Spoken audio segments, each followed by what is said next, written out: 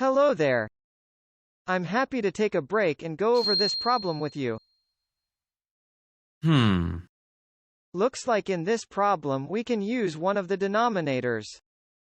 The LCM of 5 and 10 is actually 10. This means we only need to change 4/5 into something tenths. 2/10 stays the same. So we rewrite it. Ask yourself what times 5 equals the denominator 10. It is 2. If you do the same to the top, we get 8/10.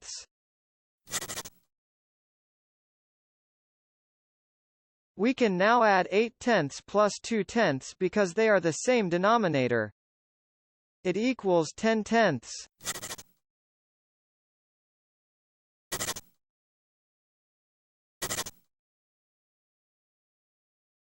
Ooh. That equals 1 whole.